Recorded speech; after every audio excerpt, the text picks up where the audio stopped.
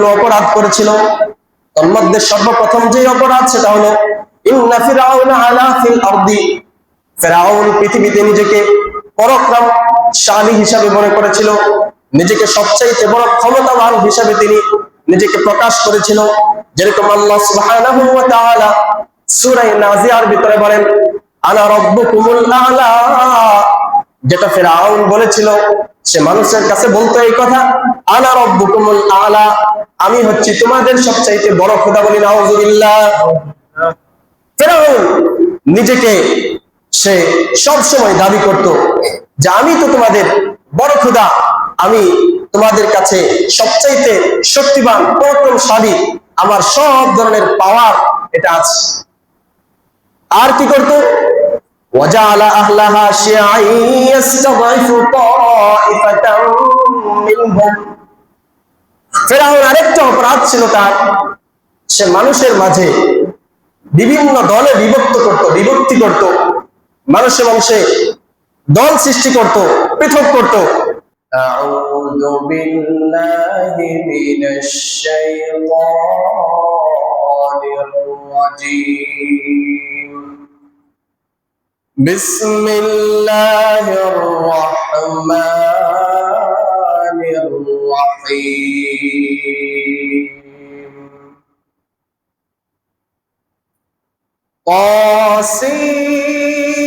طاسيم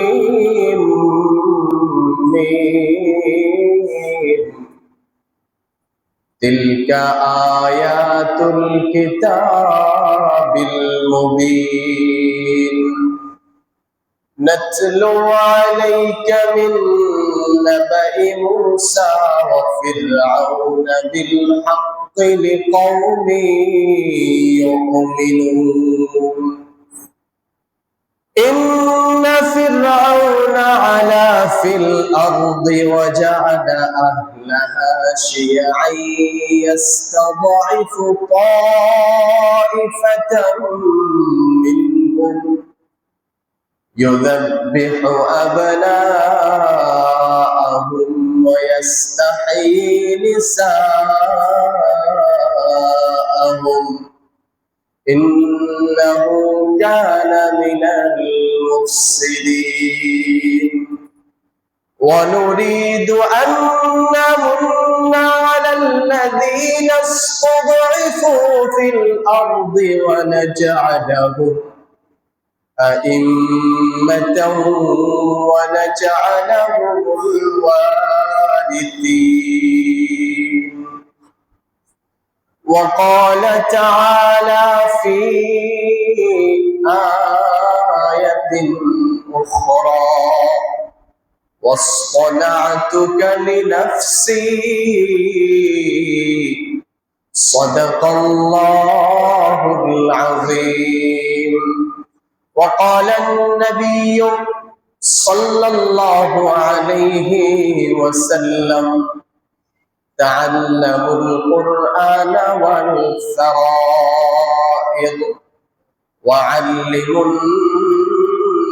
الناس فإني مقبول أو كما قال النبي عليه الصلاة والسلام. साहिल से लगा दे राबी सफीना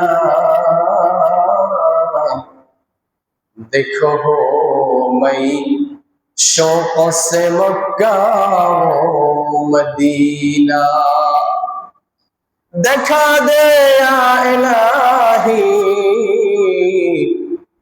और मक्का कैसा शहर है जिसके अंदर तेरा घर बैतुल्लाह है दिखा दे या इलाही ओ मदीना कैसे बस्ती है कि जिसमें रात दिन भर मौला तेरे रहमत बरसती है। সকলে মোহাব্বতের সাথে একবার দুরূদ ইব্রাহিম পাঠ করি। আল্লাহুম্মা সাল্লি আলা মুহাম্মাদিন ওয়া আলা আলি মুহাম্মাদ কামা সাল্লাইতা আলা ইব্রাহিম ওয়া আলা آل إبراهيم إنك حميد مجيد اللهم بارك على محمد وعلى آل محمد كما باركت على إبراهيم وعلى آل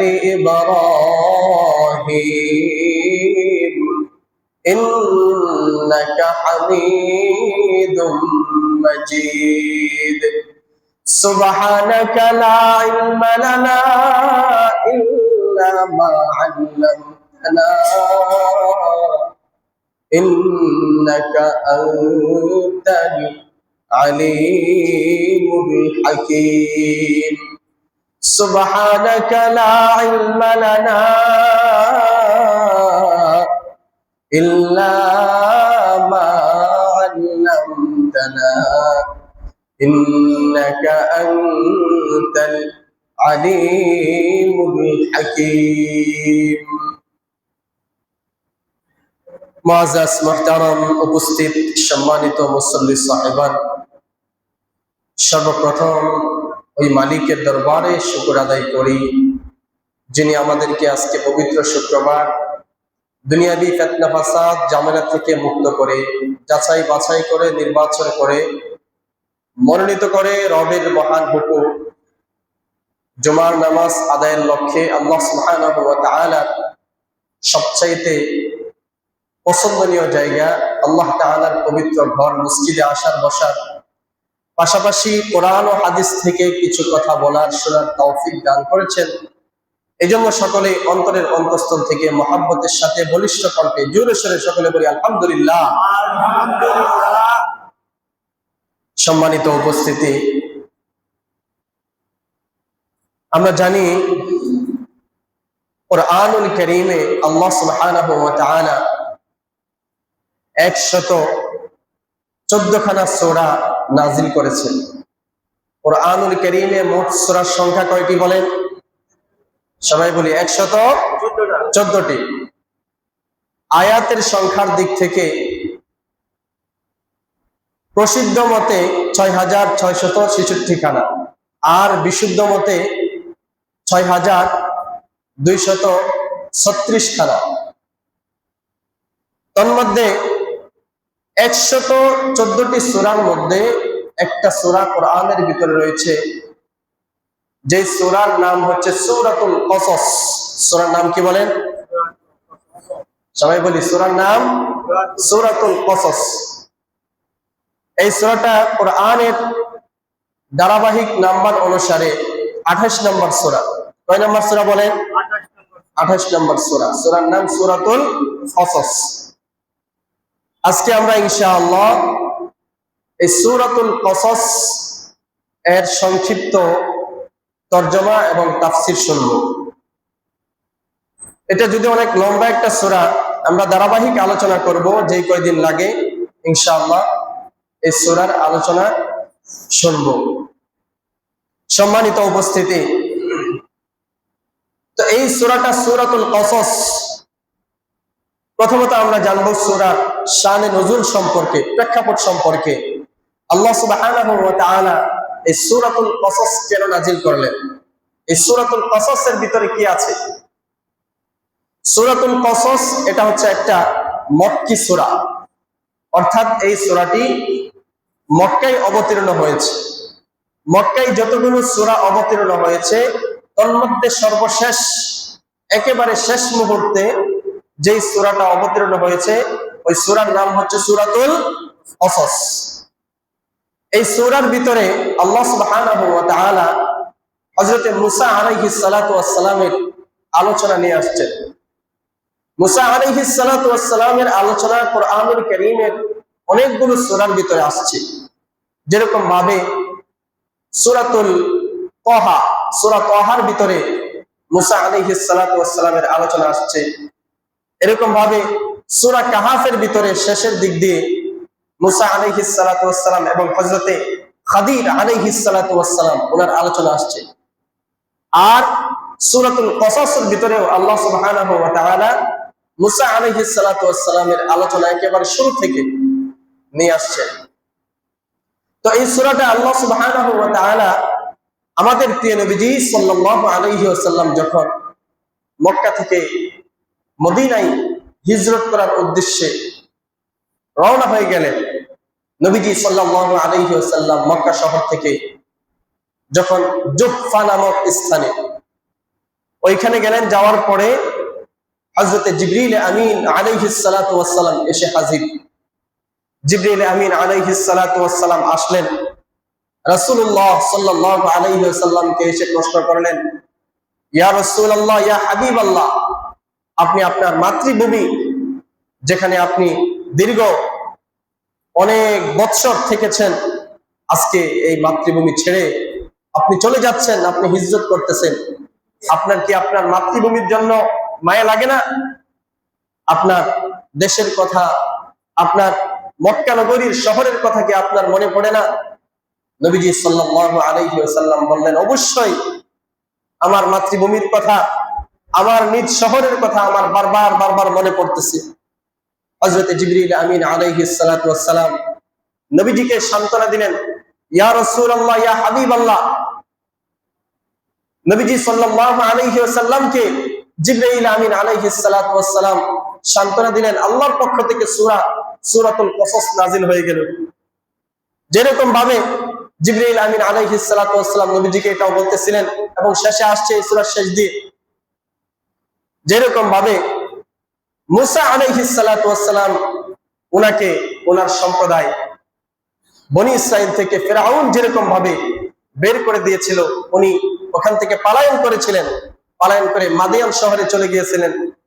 পরবর্তীতে আল্লাহ সুবহানাহু ওয়া তাআলার হুকুমে আবার মুসা আলাইহিস সালাতু ওয়াস সালাম ওনার নিজ শহর মিশরে আসলেন বিজয় বেশে। ঠিক তদ্রূপ আল্লাহ সুবহানাহু ওয়া তাআলা আপনাকেও একটা সময়ে, যদিও আপনি এখন মক্কা থেকে বিতাড়িত, নির্যাতিত, নিপীড়িত, আপনাকে এখান থেকে বহিষ্কার করা হচ্ছে, কিন্তু একটা সময় এরকম আসবে অচিরেই, যেই সময় আপনি বিজয় বেশে আবার এই মক্কাতুল মুকাররমায় ফিরে আসবেন, বলে সুবহানাল্লাহ। এভাবে এই সূরার ভিতরে হযরত জিবরিল আমিন আলাইহিস সালাতু ওয়াস সালাম আমাদের প্রিয় নবীজি সাল্লাল্লাহু আলাইহি ওয়াসাল্লামকে সান্ত্বনা দিতেছিলেন। তাহলে আমরা জানতে পারলাম যে এই সূরাটি একেবারে হিজরতের শেষ সময় নাজিল হয়েছিল। এই সূরার শুরুতে যেমন আল্লাহ সুবহানাহু ওয়া তাআলা বলেন, قاسم تلك آيات الكتاب المبين نتلو عليك من نبأ موسى وفرعون بالحق لقوم يؤمنون إن فرعون علا في الأرض وجعل أهلها شيعا يستضعف طائفة منهم يذبح أبناءهم ويستحيي نساءهم إنه كان من المفسدين। আয়াত এই সূরার ভিতরে প্রথম যে আয়াতটা, এটার অর্থ আল্লাহু আ'লামু বিমুরাদিহি বিযালিক। তাফসীরের যতগুলো কিতাব আছে সবগুলো কিতাবের ভিতরে এটাই লেখা আছে যে তাসিন মিম, কোরআনে আর বিভিন্ন জায়গায় আছে আলিফ লাম মিম, কফ, নুন, তাহা, ইয়াসিন, এই সমস্ত শব্দগুলোর অর্থ একমাত্র আল্লাহ তাআলাই ভালো জানেন। পরের আয়াতে আল্লাহ সুবহানাহু ওয়া তাআলা বলেন, তিলকা আয়াতুল কিতাবিল মুবিন। আল্লাহ তাআলা বলেন যে স্পষ্ট কিতাব সমূহের আয়াত এগুলো। তিলকা আয়াতুল কিতাবিল মুবিন, এগুলো হচ্ছে স্পষ্ট কিতাব সমূহের আয়াত। আপনার কাছে কেন নাজিল করছি? নাতলু আলাইকা মিন নাবাই মূসা ওয়া ফিরআউনা বিল হাক্কি লিকাওমি ইউমিনুন। আল্লাহ তাআলা বলেন, নাতলু আলাইকা, আপনার কাছে পাঠ করে শোনানো হইতেছে, মিন নাবাই মূসা ওয়া ফিরআউনা বিল হাক্কি লিকাওমি ইউমিনুন, মূসা এবং ফিরআউনের ঘটনা একেবারে যথাযথভাবে, কামা হক্কুল, যেভাবে বর্ণনা করা দরকার। কেন? লিকাওমি ইউমিনুন, যেন মুমিনরা এটা জানতে পারে, মুমিন যারা ঈমানদার তারা যেন এই ঘটনাগুলো থেকে শিক্ষা গ্রহণ করতে পারে, তারা যেন মূসা এবং ফিরআউন সম্পর্কে অবগত হইতে পারে। তো মূসা আলাইহিস সালাতু ওয়াস সালামের জামানায় যে ফিরআউন সে কেমন ছিল, ফিরআউনের একটু আলোচনা আল্লাহ তাআলা বলেন, ইন্না ফিরআউনা আলা ফিল আরদি ওয়া জাআলা আহলাহা শিআই ইস্তাদঈফু তাইফাতাম মিনহুম ইউযাব্বিহু আবনাআহুম ওয়া ইস্তাহয়ী নিসাআহুম ইন্নাহু কানা মিনাল মুফসিদিন। ফিরআউন অনেকগুলো অপরাধ করেছিল, তার মধ্যে সর্বপ্রথম যে অপরাধ সেটা হলো ইন্না ফিরআউনা আলা ফিল আরদি, ফিরআউন পৃথিবীতে নিজেকে পরাক্রমশালী হিসাবে মনে করেছিল, নিজেকে সবচাইতে বড় ক্ষমতাবান হিসাবে তিনি নিজেকে প্রকাশ করেছিল। যেরকম আল্লাহ সুবহানাহু ওয়া তাআলা সূরা নাজিয়ার ভিতরে বলেন, আনা রাব্বুকুমুল আ'লা, যেটা ফিরআউন বলেছিল, সে মানুষের কাছে বলতো এই কথা, আনা রাব্বুকুমুল আ'লা, আমি হচ্ছি তোমাদের সবচাইতে বড় খোদা। বলি নাউযুবিল্লাহ। ফিরআউন নিজেকে সে সব সময় দাবি করত যে আমি তো তোমাদের বড় খোদা, আমি তোমাদের কাছে সবচাইতে শক্তিমান, পরাক্রমশালী, আমার সব ধরনের পাওয়ার এটা আছে। আর কি করত? ওয়াজালা আহলাহা শিআই ইস্তাদঈফু তাইফাতাম মিনহুম। ফিরআউন আরেকটা অপরাধ ছিল তার, সে মানুষের মাঝে বিভিন্ন দলে বিভক্তি করত, মানুষে মানুষে দল সৃষ্টি করত, পৃথক করত। শিআই ইস্তাদঈফু তাইফাতাম মিনহুম। আরেকটা অপরাধ তার ছিল, সে যারা দুর্বল তাদের উপরে জুলুম করত, নির্যাতন করত। ইউযাব্বিহু আবনাআহুম ওয়া ইস্তাহয়ী নিসাআহুম। আর দুর্বলদের মধ্য থেকে তাদের যদি সন্তান থাকতো, ছেলে সন্তান, ওদেরকে সে হত্যা করত, মেয়েদেরকে জীবিত রেখে দিত। এগুলো ছিল ফিরআউনের অপরাধ। তাহলে ফিরআউনের কয়টা অপরাধ ছিল? এক নম্বর অপরাধ হচ্ছে ফিরআউন নিজেকে খুব প্রভাবশালী, মহা পরাক্রমশালী, নিজেকে সর্বশক্তিমান এটা মনে করত, এবং মানুষকে কি করত? বিভিন্ন দলে বিভক্তি করত। আর তার মধ্যে যারা দুর্বল ছিল তাদের ছেলে সন্তানদেরকে ফিরআউন হত্যা করে ফেলত, মেয়ে সন্তানদেরকে জীবিত রেখে দিত। আল্লাহ বলেন, ইন্নাহু কানা মিনাল মুফসিদিন, নিশ্চয় ফিরআউন সে ফাসাদকারীদের অন্তর্ভুক্ত ছিল, ফিতনা ফাসাদ যারা করে তাদের অন্তর্ভুক্ত ছিল ফিরআউন। وَنُرِيدُ أَن نَّمُنَّ عَلَى الَّذِينَ اسْتُضْعِفُوا فِي الْأَرْضِ وَنَجْعَلَهُمْ أَئِمَّةً وَنَجْعَلَهُمُ الْوَارِثِينَ। তাফসীরের কিতাব সমূহের ভিতরে আসছে যে ফিরআউন দুনিয়াতে 600 বছর জীবিত ছিল। কয়শো বছর বলেন? 600 বছর জীবিত ছিল ফিরআউন। বর্তমান আমরা তো যে হায়াত পাই 50, 60, 70, 80, 100 বা 100-এর উপরে উঠেছে, এরকম খুব কম সংখ্যক, একেবারেই কম। তো ফিরআউন 600 বছর হায়াত পেয়েছিল, তার মধ্যে 400 বছর রাজত্ব করেছে। কয়শো বছর? 400 বছর ক্ষমতায় ছিল, 400 বছর। এই 400 বছরে যত ধরনের জুলুম হইতে পারে, যত ধরনের অপরাধ হইতে পারে, যত ধরনের নাফরমানি হইতে পারে, সব সে করেছে। কেমন নাফরমানি করেছে? সর্বপ্রথম মুসা আলাইহিস সালাতু ওয়াস সালাম দুনিয়াতে আসার অনেক আগেই ফেরাউন একটা স্বপ্ন দেখল। কি স্বপ্ন? ঘুমের ভিতরে ফেরাউন দেখতে পাইল যে বাইতুল মাকদিস থেকে একটা আগুনের একটা ধলা এসে ফেরাউনের যে সম্প্রদায়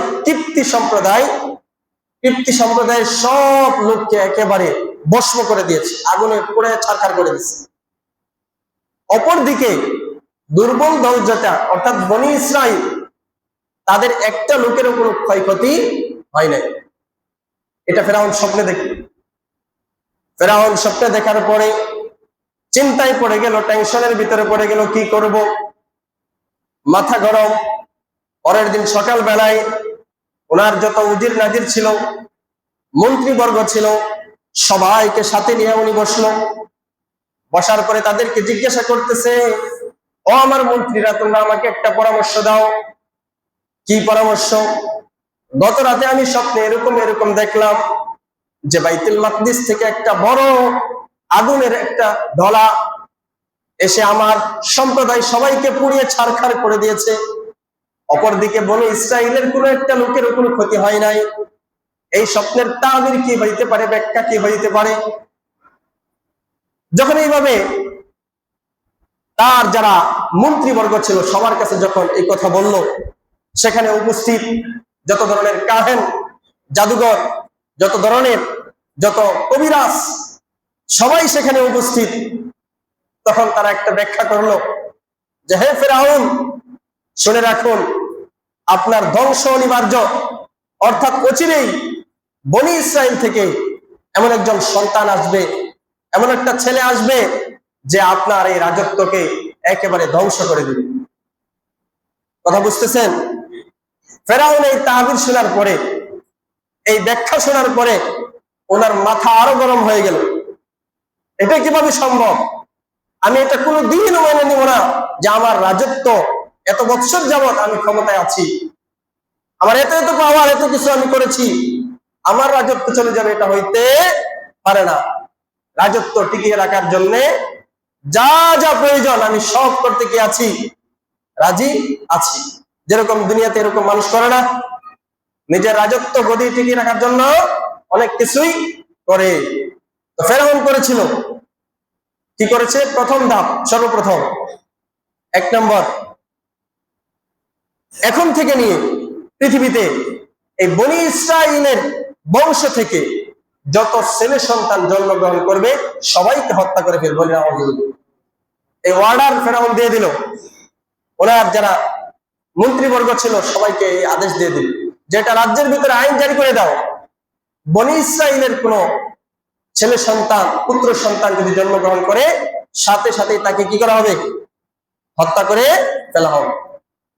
ওনার আদেশ অনুযায়ী শত শত হাজার হাজার বনি ইসরাইলি সন্তানদেরকে, নবজাতক শিশুকে অন্যায়ভাবে, অযথা, অনর্থক নিজের রাজত্বকে টিকিয়ে রাখার জন্য সেই রকম হত্যা করেছে। হত্যা করতে করতে করতে করতে এক পর্যায়ে ওনার যারা মন্ত্রীবর্গ ছিল তারা ফেরাউনের কাছে গেল। যাওয়ার পরে বলতেছে, হে ফেরাউন, আপনি যেই ফাইসালা দিয়েছেন, আপনি যে আদেশ দিয়েছেন যে বনি ইসরাইলের সব সন্তানদেরকে হত্যা করতে, এইভাবে যদি আমরা হত্যা করতে থাকি তাহলে তো একটা সময় আমাদের কাজের জন্য কোনো লোক পাওয়া যাবে না। তার কারণ যত ধরনের কাজকর্ম হইতে পারে, যত ধরনের জুলুম হইতে পারে, সব কিছু করা হইতো বনি ইসরাইলের লোকদের উপরে। কথা বুঝতেছেন সবাই? বনি ইসরাইলের লোকদের উপরে জুলুম করা হইতো, তাদেরকে দিয়ে সব ধরনের কাজকর্ম করানো হইতো, বিনিময়ে তাদের উপর জুলুম করা হইতো, তাদের হক নষ্ট করা হইতো, তাদের পরিপূর্ণ হক তাদেরকে দেওয়া হইতো। তখন ফেরাউন বলল, তাহলে কি করা যায়? তখন ফেরাউনের সিদ্ধান্তক্রমে পরামর্শের সিদ্ধান্ত হইল, এখন থেকে 1 বছরে যত পুত্র সন্তান হবে তাদেরকে হত্যা করা হবে, আর 1 বছর হত্যা করা হবে না। এই নিয়ম চালু হয়ে গেল। চালু হওয়ার পরে যেই বছর হত্যা করা হবে না, আল্লাহ তাআলার হুকুমে ওই বছর আল্লাহ সুবহানাহু ওয়া তাআলা মুসা আলাইহিস সালাতু ওয়াস সালামের মায়ের কোলে হযরতে মুসা আলাইহিস সালাতু ওয়াস সালামের ভাই হারুন আলাইহিস সালাতু ওয়াস সালামকে পাঠাইলেন, বলে সুবহানাল্লাহ। আর ফেরাউনের পক্ষ থেকে দ্বিতীয় যে আদেশ, অর্থাৎ যেই বছর সব সন্তানদেরকে হত্যা করা হবে, ওই বছর আল্লাহ তাআলা হযরতে মুসা আলাইহিস সালাতু ওয়াস সালামকে দুনিয়ায় পাঠাইলেন, সুবহানাল্লাহ। কথা বুঝতেছেন কিভাবে পাঠাইলো আল্লাহ তাআলা? লম্বা তাফসীরের কিতাবে আসছে যে মুসা আলাইহিস সালাতু ওয়াস সালামের বাবা উনি ফেরাউনের একজন ফেরাউনের পাহারাদার ছিল। ফেরাউনের যেই আপনার জেলখানা, ওই জেলখানার পাহারাদার ছিল মুসা আলাইহিস সালাতু ওয়াস সালামের বাবা। কোন কোন তাফসীরে এটা লেখছে আল্লাহ তাআলার হুকুম যেটা সেটা হবেই। পূর্ব থেকেই ফেরাউনের কঠিন নিয়ম, কঠিন আদেশ, যে এটাও একটা তাফসীরের ভিতরে, যাতে করে কোন স্বামী তার স্ত্রীর সাথে মিলন করতে না পারে, স্ত্রীর কাছে যাইতে না পারে, ওই বৎসরটা যেই বৎসর সন্তানদেরকে হত্যা করা হবে, এরকম একটা নিয়ম ছিল। কিন্তু আল্লাহ তাআলার হুকুমে মুসা আলাইহিস সালাতু ওয়াস সালাম এর পিতা তার মার সাথে সহবাস করেন। আল্লাহ তাআলার হুকুমে মুসা আলাইহিস সালাতু ওয়াস সালাম ওনার মার পেটে চলে আসে, বলে সুবহানাল্লাহ। কিন্তু পেটে আসার পরে যেহেতু সবকিছু আল্লাহর হুকুমে হয়, মুসা আলাইহিস সালাতু ওয়াস সালাম ওনার মায়ের পেটে আসার পরে সাধারণত মহিলাদের যেরকম বাচ্চা হওয়ার আগে পেট বড় হয়, এরকম কোন আলামত প্রকাশ পায় না। এটা আল্লাহর হুকুমে ছিল। তার কারণ, যদি ফেরাউনের বাহিনী যারা আছে তারা যদি বাহ্যিক এই অবস্থা দেখে, তাহলে বিপদ হবে, শাস্তি হইতে পারে। এজন্য আল্লাহ সুবহানাহু ওয়া তাআলা কুদরতি ভাবে মুসা আলাইহিস সালাতু ওয়াস সালামকে ওনার মার পেটে লালন পালন করতেছিলেন। এইভাবে একদিন মুসা আলাইহিস সালাতু ওয়াস সালাম জন্মগ্রহণ করলেন, দুনিয়াতে আসলেন। মুসা আলাইহিস সালাতু ওয়াস সালামের মা ওনাকে প্রসব করলেন। প্রসব করার পরে মুসা আলাইহিস সালাতু ওয়াস সালাম লালিত পালিত হইতেছিলেন দীর্ঘ 8 মাস পর্যন্ত ওনার মায়ের কোলে থেকেই, মায়ের কাছে থেকেই। কিন্তু এর ভিতরে কেউ কোনো খবর পায় নাই। যদিও ফেরাউন কর্তৃক কিছু সংখ্যক দাত্রী নির্ধারিত ছিল, ওই দাত্রীদের দায়িত্ব ছিল যদি কোথাও কোনো ছেলে সন্তান জন্মগ্রহণ করে, সাথে সাথে ফেরাউনের বাহিনীকে অবগত করা। কিন্তু যখন মুসা আলাইহিস সালাতু ওয়াস সালাম জন্মগ্রহণ করলেন, করার পরে আল্লাহ সুবহানাহু ওয়া তাআলার পক্ষ থেকে মুসা আলাইহিস সালাতু ওয়াস সালামের চেহারা এত সৌন্দর্য ছিল, দাত্রী যখন মুসা আলাইহিস সালাতু ওয়াস সালামের চেহারা দেখলো, দেখার সাথে সাথে সে আশ্চর্যজনিত হয়ে গেল, সুবহানাল্লাহ। এবং তার মায়ে লেগে গেল, আল্লাহ প্রদত্ত, এটা আল্লাহই করে দিলেন। যার কারণে সে শত ইচ্ছা থাকতেও তিনি এটা প্রকাশ করলেন না। মুসা আলাইহিস সালাতু ওয়াস সালামকে দেখার পরে ওনার যে একটা আগ্রহ ফেরাউনের বাহিনীকে বলে দেওয়া, এটা তিনি বলে দিলেন না। কেমন যেন তিনি এটা মেনে নিতে পারতেছিলেন না, যেরকম একটা সুন্দর ফুটফুটে একটা বাচ্চা, এত সুন্দর বাচ্চা, এটাকে অন্যায়ভাবে এখনই হত্যা করে ফেলা হবে, এটা উনি মেনে নিতে পারতেছিলেন না। বিদায় তিনি কাউকে জানান নাই, যার বদৌলতে মুসা আলাইহিস সালাতু ওয়াস সালাম মায়ের কাছেই দীর্ঘ 8 মাস লালিত পালিত হইতেছিলেন। এদিকে আল্লাহ সুবহানাহু ওয়া তাআলা বলেন, ওয়ানুরিদু আন নামুন্না আলাল্লাযীনা ইসতুদঈফু ফিল আরদি ওয়া নাজআলাহুম আইম্মাতাও ওয়া নাজআলাহুমুল ওয়ারিসিন। আল্লাহ তাআলার ইচ্ছা, আল্লাহ বলেন ওয়ানুরিদু আন নামুন্না, আল্লাহ তাআলা বলেন যে আমার ইচ্ছা হলো আলাল্লাযীনা ইসতুদঈফু ফিল আরদ, যারা দুনিয়ার বুকে দুর্বল, যারা নির্যাতিত, নিপীড়িত, লাঞ্ছিত, তাদেরকে অনুগ্রহ করা। আলাল্লাযীনা ইসতুদঈফু ফিল আরদি ওয়া নাজআলাহুম আইম্মাতাও ওয়া নাজআলাহুমুল ওয়ারিসিন, এবং তাদেরকে ইমাম বানানো, তাদেরকে প্রতিনিধি বানানো, এবং তাদেরকে আমার এই জমিনের উত্তরাধিকারী বানানোর, এটা হচ্ছে আমার ইচ্ছা। অনুমাক্কিনা লাহুম ফিল আরদি ওয়া নুরিয়া ফিরআউনা ওয়া হামানা ওয়া জুনুদাহুমা মিনহুম মা কানু ইয়াহদারুন। এবং অনুমাক্কিনা লাহুম ফিরআউনা ওয়া হামানা, এবং আরেকটা ইচ্ছা আল্লাহ তাআলা বলেন যে ফিরআউন এবং তার বাহিনীকে ওয়া হামানা ওয়া জুনুদাহুমা মিনহুম মা কানু ইয়াহদারুন, তাদেরকে দেখিয়ে দেওয়া আমার এই দুর্বল বাহিনীকে প্রতিষ্ঠিত করে, যাদেরকে তারা ভয় করে, যার ব্যাপারে, যে মূসার ব্যাপারে তারা ভয় করে, তাদেরকে এটা দেখিয়ে দেওয়া। এখন বলেন আল্লাহ তাআলার হুকুম বাস্তবায়ন হবে নাকি মানুষের যে ইচ্ছা পরিকল্পনা এটা বাস্তবায়ন হবে? কার হুকুম বাস্তবায়ন হবে? আল্লাহ তাআলার হুকুম বাস্তবায়ন হবে। এই জন্য আল্লাহ সুবহানাহু ওয়া তাআলা এভাবে মুসা আলাইহিস সালাতু ওয়াস সালামকে লালন পালন করতেছিলেন। এক সময় লালন পালন করতে করতে এক পর্যায়ে এদিকে খবর আসলো, এটা একটা ওয়াকিয়া ছিল যে মুসা আলাইহিস সালাতু ওয়াস সালামের জামানায় ওই সময় ফিরআউন তার কোনো সন্তান ছিল না, একটা মাত্র কন্যা সন্তান ছিল, তাও এটা ছিল পালক। অন্যজনের কাছ থেকে তিনি নিয়ে এসে এটা লালন পালন করতেন মেয়েকে। হঠাৎ করে ওই মেয়ে অসুস্থ হয়ে গেল। তাফসীরের ভিতরে আসছে ওই মেয়েটা কুষ্ঠরোগে আক্রান্ত ছিল। তখন তৎকালীন জমানায় ওই সময় গণকদের কথা বেশি চলতো, জাদুকরদের কথাকে প্রাধান্য দেওয়া হইতো। তাদের কাছে যখন জিজ্ঞাসা করা হইল এই রোগের ঔষধ কি, তখন তারা বলল যে একটা বাচ্চা এই নীলনদ দিয়ে ভেসে আসবে, একটা বক্স করে ওই বাচ্চার মুখের লালা যদি এই মেয়ের শরীরে লাগিয়ে দেওয়া হয় তাহলে সাথে সাথে সে সুস্থ হয়ে যাবে। সুবহানাল্লাহ। তাফসীরের ভিতরে এই ওয়াকিয়াটা আসছে। তো আল্লাহ তাআলার হুকুম, আল্লাহ তাআলার ইচ্ছা সবকিছু। আল্লাহ তাআলার ইচ্ছা ছিল ফিরআউন যতই ফন্দি করুক না কেন, যতই কৌশল অবলম্বন করুক না কেন, যে মুসাকে দুনিয়াতে আসতে দিবে না। আল্লাহ তাআলা উনি ওনার হুকুমকে, আল্লাহ তাআলার শক্তিকে, আল্লাহ তাআলার ইচ্ছাকে আল্লাহ তাআলা বাস্তবায়ন করেই ছাড়বেন। আল্লাহর সিস্টেম ছিল, আল্লাহ তাআলার পদ্ধতি ছিল ভিন্ন রকম। আল্লাহ তাআলা চেয়েছিলেন যেই ফিরআউন মুসার ব্যাপারে এত কঠোর ব্যবস্থা গ্রহণ করেছে, এই মুসাকে আল্লাহ সুবহানাহু ওয়া তাআলা ফিরআউনের ঘরে লালিত পালিত করবেন এবং ফিরআউনকে দিয়ে তার রক্ষণাবেক্ষণের দায়িত্ব পালন করবেন। এটা একমাত্র আল্লাহরই কি ছিল? ইচ্ছা ছিল। আল্লাহ তাআলার ইচ্ছা অনুযায়ী মুসা আলাইহিস সালাতু ওয়াস সালাম দীর্ঘ 8 মাস পর্যন্ত মায়ের কোলেই লালিত পালিত হইতেছিলেন। লালিত পালিত হইতে হইতে এক পর্যায়ে 8 মাস যাওয়ার পরে হঠাৎ করে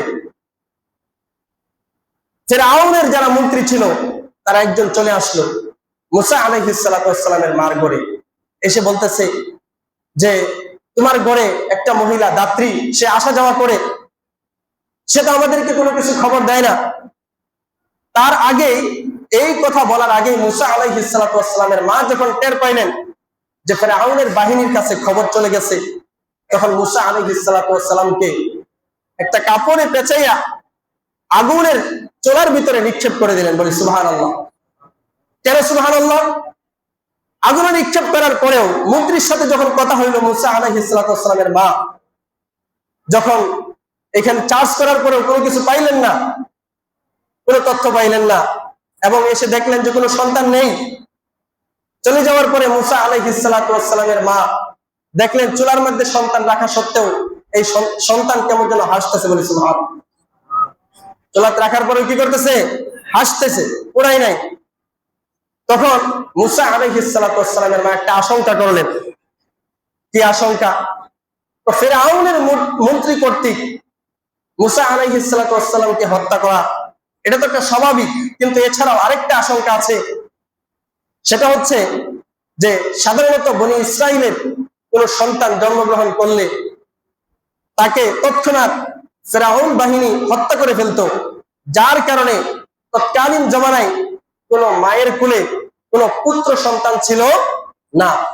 বিদায় অন্যান্য মহিলারা সবাই কেমন যেন একটা হিংসা, যে আমাদের সন্তানগুলোকে ফিরআউন একেবারে ছোট থাকতেই মেরে ফেলছে, অথচ মুসা আলাইহিস সালাম আমাদের পাশেই মহিলা, সে তার সন্তানকে লালন পালন করতেছে, সন্তান বড় হয়ে যাচ্ছে, এটা কেমন যেন ওনারা সহ্য করতে পারতেছিলেন।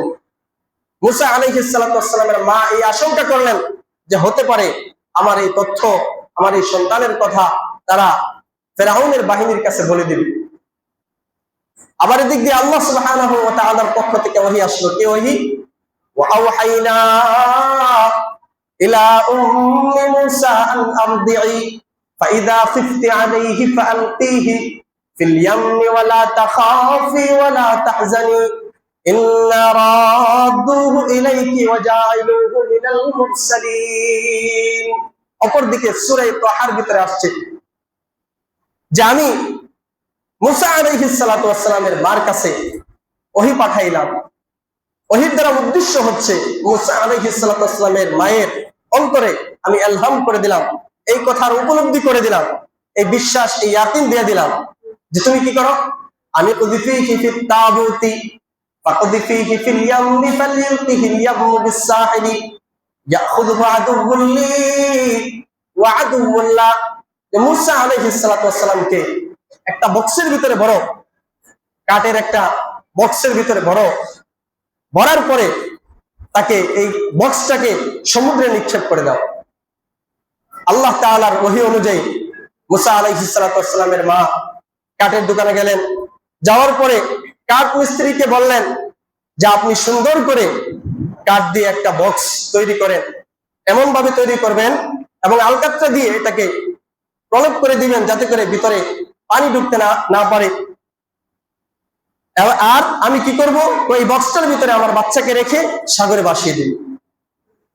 এই কথা যখন মুসা আলাইহিস সালাতু ওয়াস সালাম কাঠ মিস্ত্রিকে বলে ফেললেন, কাঠ মিস্ত্রি সে বক্স ঠিকই বানানোর পরে সে দৌড়িয়ে ফেরাউনের কাছে চলে গেল, ফেরাউনের বাহিনীর কাছে চলে গেল, এই আশায় যে এত বড় একটা তথ্য, এত বড় একটা খবর, এটা যদি ফেরাউনের বাহিনীকে আমি দিতে পারি, জানাইতে পারি, তাহলে ফেরাউনের পক্ষ থেকে বড় ধরনের উপকার, পুরস্কার পাওয়ার কি আছে, আশা আছে।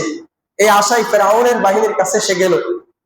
কিন্তু দুঃখের বিষয় হলো, তাফসীরের কিতাবের ভিতরে আসছে, ওই লোকটা যাওয়ার পরে যখন মন্ত্রী পরিষদ যারা আছে, ফেরাউনের বাহিনী যারা আছে, তাদের কাছে যখন বলবে এই কথা, বলা যখন শুরু করবে, ওই মুহূর্তে আল্লাহর পক্ষ থেকে, আল্লাহ তাআলার কুদরত কাজ করে, তখন আল্লাহর পক্ষ থেকে হুকুম, আল্লাহর ইশারা, ওই লোকটার মুখ থেকে একটা কথাও বের হয় না, শুধু কেমন যেন বুবার মতো কতক্ষণ বকবক করে সে দাঁড়িয়ে রইল।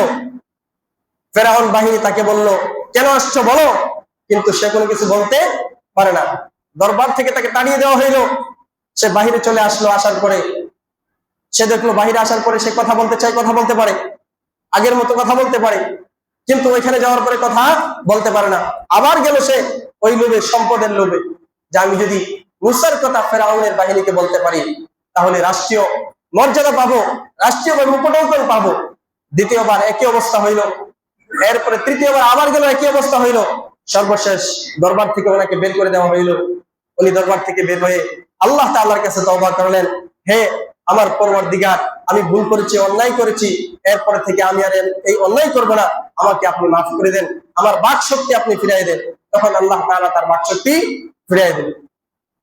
এদিকে মুসা আলাইহিস সালাতু ওয়াস সালামের মা তার সন্তানকে ওই কাঠের বক্সের ভিতরে ভরলেন, ভরার পরে নদীতে ভাসিয়ে দিলেন। আমি কুযিফিহি ফিত তাবুতি ফাকুযিফিহি ফিল ইয়ামি ফালইলকিহি ইয়ামু বিস-সাহিলি ইয়াখুযুহু আদুউন লি ওয়া আদুউন লা। আল্লাহ তাআলা আবার বলে দিলেন যে তুমি এই বক্সটাকে সমুদ্রে ভাসিয়ে দাও। সমুদ্রে ভাসিয়ে দিলে কি হবে, ইয়াখুযুহু আদুউন লি ওয়া আদুউন লা। এমন একজন ব্যক্তি এই বক্সটাকে গ্রহণ করবে যে তোমারও শত্রু, আমারও শত্রু। ইয়াখুযুহু আদুউন লি ওয়া আদুউন লা। وألقيت عليك محبة مني ولتصنع على عيني। এরপরে আয়াতে আল্লাহ সুবহানাহু ওয়া তাআলা মুসা আলাইহিস সালাতু ওয়াস সালামের মাকে সান্ত্বনা দেন যে তুমি টেনশন করবে না, তোমার সন্তানকে, এরকম একটা নবজাতককে, এরকম একটা ফুটফুটে সন্তানকে তুমি কাঠের বক্সে ভাসিয়ে দিবে, আর তুমি টেনশন করবে না, তোমার টেনশন করার দরকার নাই। ওয়ালকাইতু আলাইকা মাহাব্বাতাম মিন্নি। আল্লাহ বলেন আমি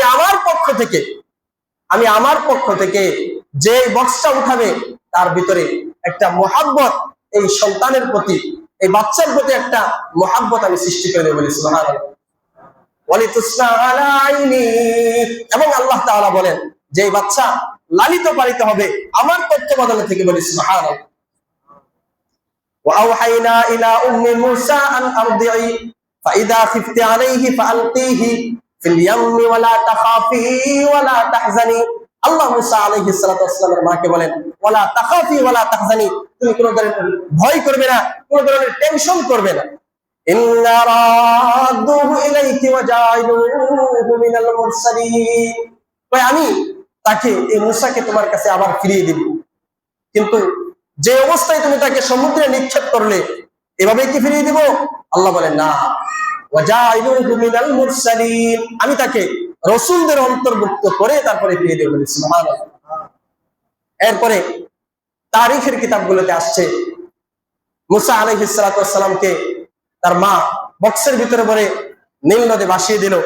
বক্স ভাসতেছে ভাসতেছে ভাসতেছে, এদিক দিয়ে মুসা আলাইহিস সালাতু ওয়াস সালামের মা মুসা আলাইহিস সালাতু ওয়াস সালামের বোনকে বলল, ক্বালাত লি উখতিহি কুসসি ফাবাসরাত বিহি আন জুনুবি ওয়া হুম লা ইয়াশউরুন। মুসা আলাইহিস সালাতু ওয়াস সালামের একটা বোন ছিল মারিয়াম নামে। মুসা আলাইহিস সালাতু ওয়াস সালামের বোনকে তার মা বলল, হে মারিয়াম, তুমি যাও, আমি আমার সন্তানটাকে বক্সে রেখে নীল নদে ভাসিয়ে দিয়েছি। এই বক্সটা কোন দিকে যায় তুমি এর পিছনে পিছনে চুপির সাথে দেখো। লি উখতিহি কুসসি ফাবাসরাত বিহি আন জুনুবি ওয়া হুম লা ইয়াশউরুন। আর হ্যাঁ, তুমি যে বক্সটার খোঁজ খবর রাখবে, এটা খুব সাবধানে, যাতে করে ফেরাউনের বাহিনী কোনোভাবেই এটার ব্যাপারে অবগত হইতে না পারে। ফাবাসরাত বিহি আন জুনুবি ওয়া হুম লা ইয়াশউরুন। বক্স ভাসতেছে, ভাসতে ভাসতে একেবারে এদিকে ফেরাউন তার স্ত্রী সহ আর অন্যান্য লোকদেরকে নিয়ে নীল নদের পাড়েই বসে সে তামাশা করতেছিল, সময় কাটাইতেছিল। হঠাৎ করে দেখলো যে একটা বক্স দেখা যায়। আপনারা ঘটনা জানেন, প্রসিদ্ধ ঘটনা। বক্সটাকে তুলে আনা হইলো। আনার পরে দেখলো বক্সের ভিতরে একটা ফুটফুটে শিশু। দেখা মাত্রই তার উজির নাজির যারা ছিল তারা বলল, হে ফেরাউন, শুনুন, এই যে বাচ্চাটা, এটাই, এর মাধ্যমেই, এর হাতেই আপনার ক্ষমতা নিঃশেষ হয়ে যাবে। এই কথা বলার সঙ্গে সঙ্গে ফেরাউন বাচ্চাটিকে হত্যা করতে চাইলো, হত্যার আদেশ দিল। কিন্তু আল্লাহ সুবহানাহু ওয়া তাআলার কুদরত, আল্লাহ তাআলা ফেরাউনের স্ত্রী আসিয়ার অন্তরে বাচ্চার প্রতি মুহাব্বত ঢুকাই দিলেন, মুহাব্বত ঢেলে দিলেন। বলি সুবহানাল্লাহ। ফারদাদনাহু ইলা উম্মিহি কাই তাকাররা আইনুহা ওয়া লিতাহজানা আন্না ওয়া'দাল্লাহি হাক্কুন ওয়ালাকিন্না আকসারাহুম লা ইয়ালামুন। মুসা আলাইহিস সালাতু ওয়াস সালামকে হত্যা করতে চাইল, কিন্তু লা তাকতুলুহু, আসিয়ার সাথে সাথে বলল যে না, একে হত্যা করা যাবে না। কেন? ফাসা আইয়ানফানা আও নাত্তাখিদাহু ওয়ালাদাও ওয়া হুম লা ইয়াশউরুন। ওই ছেলেটা, এটা আমাদের কোনো কাজে আসবে, কোনো উপকারে আসবে। আর যদি উপকারে নাও আসে, আন নাত্তাখিদাহু ওয়ালাদা, আমরা এই ছেলেটাকে আমাদের সন্তান হিসেবে গ্রহণ করব। আমাদের তো সন্তান নেই, এত ফুটফুটে একটা বাচ্চা, এত সুন্দর, এটা তাকে এভাবে হত্যা করে ফেলাটা এটা কোনোভাবেই উচিত না। তাকে আপনি রেখে দেন, হত্যা করিয়েন না। উজির নাজিররা বললো যে এটা বনী ইসরাইল থেকে বেশি আসছে। আসিয়া যুক্তি কায়েম করলো যে তোমরা কিভাবে বলতে পারো যে মুসার এই বক্সটা সেই নীল নদ থেকেই বেশি আসছে এবং বনী ইসরাইল থেকে আসছে, এটা তোমরা কিভাবে বলতে পারো? নীল নদ তো এমন একটা নদী যেটা পৃথিবীর অন্য অনেকগুলো দেশকে এটা শরীক করে রাখছে, অনেকগুলো দেশের সাথে এটা সম্পৃক্ত। অতএব তোমরা তো বিশেষভাবে 100% ইয়াকিনের সাথে এটা বলতে পারো না যে এই বাচ্চাটা বনী ইসরাইলেরই বাচ্চা। এটা হতে পারে অন্য কোনো জায়গা থেকে আসছে। যখন এই যুক্তি ফেরাউনের স্ত্রী আসিয়া যখন দাঁড় করাইলেন, তখন তার যুক্তির সামনে সবাই অপরগ। বাধ্য হয়ে ফেরাউন মেনে নিলেন এবং মুসা আলাইহিস সালাতু ওয়াস সালামকে নিয়ে রাজপ্রাসাদে চলে গেলেন।